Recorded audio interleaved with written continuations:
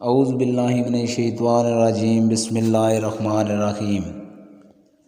رسول اللہ صلی اللہ علیہ وآلہ وسلم میدان عرفات سے واپس ہوئے۔ جب گھاٹی میں پہنچے تو آپ صلی اللہ علیہ وآلہ وسلم اتر گئے۔ آپ صلی اللہ علیہ وآلہ وسلم نے پہلے پیشاب کیا، پھر وضو کیا، خوب اچھی طرح نہیں کیا۔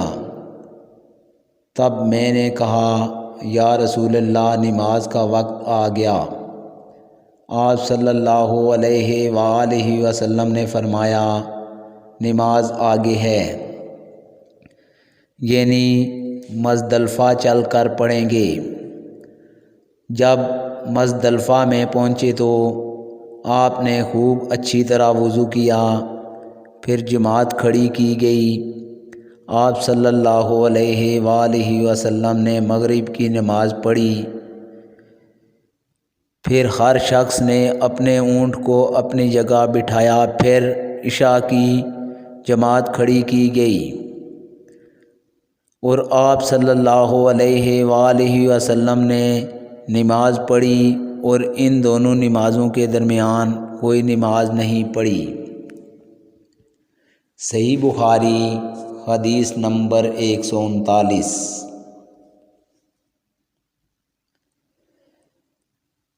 ابن عباس رضی اللہ تعالیٰ عنہ نے وضو کیا تو اپنا چہرہ دھویا، اس طرح کہ پہلے پانی کے ایک چلو سے کلی کی اور ناک میں پانی دیا، پھر پانی کا ایک اور چلو لیا، پھر اس کو اس طرح کیا، یعنی دوسرے ہاتھ کو ملایا، پھر اس سے اپنا چہرہ دھویا، پھر پانی کا دوسرا چلو لیا اور اس سے اپنا دانا ہاتھ دھویا، پھر پانی کا ایک اور چلو لے کر اس سے اپنا بایاں ہاتھ دھویا۔